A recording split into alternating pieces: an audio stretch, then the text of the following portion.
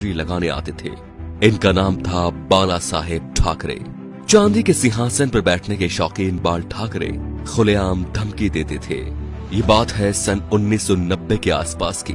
कश्मीर में इस्लामी आतंकवाद चरम पर था। कश्मीरी पंडितों को भगाया जा रहा था। अमरनाथ यात्रा चल रही थी। आतंकवादियों ने यात्रा बंद करने की धमकी दे दी और कहा जो भी अमरनाथ यात्रा आएगा वो वापस नहीं जाएगा। तब बाल ठाकरे ने एक बयान दिया कि हज के लिए जाने वाली 99% फ्लाइट्स मुंबई एयरपोर्ट से जाती है। देखते हैं यहां से कोई यात्रा मक्का मदीना कैसी जाती है। अगले दिन ही अमरनाथ यात्रा शुरू हो गई। सन 1992 में बाबरी मस्जिद ढहा दी गई तो बाल ठाकरे आपकी अदालत शो में आए हुए थे। जब उनसे कहा गया कि सुना है ये काम शिव सैनिकों ने किया है, तो वे बोले यदि ये काम शिव सैनिकों ने किया है तो ये गर्व की बात है। बाल ठाकरे का बचपन का नाम था बाल केशव ठाकरे, जो वक्त के साथ साथ बाला साहेब ठाकरे बन गया। 1980 के दशक में बाला साहेब ठाकरे ने मुसलमानों के बारे में कहा कि ये कैंसर की तरह फैल रहे हैं और देश को इनसे बचना चाहिए। 1950 के आसपास टाइम्स ऑफ इंडिया के संडे एडिशन में इन्हीं के कार्टून छपते थे। इन्होंने 1960 में ये नौकरी छोड़ दी थी। बाल ठाकरे को हिंदू हृदय सम्राट कहा जाता था।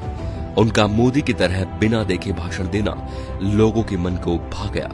उन्हें सुनने के लिए लाखों की भीड़ एकजुट हो गई थी। बाल ठाकरे जब किसी का विरोध करते थे तो दुश्मनों की तरह, और जब तारीफ करते थे तो ऐसे कि जैसे उनसे बड़ा कोई मित्र नहीं। 19 जून 1966 को बाल ठाकरे ने शिवाजी पार्क में नारियल फोड़कर अपने दोस्तों के साथ पार्टी बनाई, शिवसेना, जो आज भी चल रही है। बाल ठाकरे की एक खास बात थी कि वो कभी किसी से मिलने नहीं गए।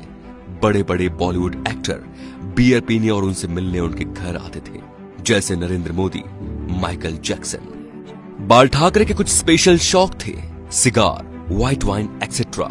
ज्यादातर लोग फोटो या इंटरव्यू में उनके हाथ में पाइप या सिगार होती थी।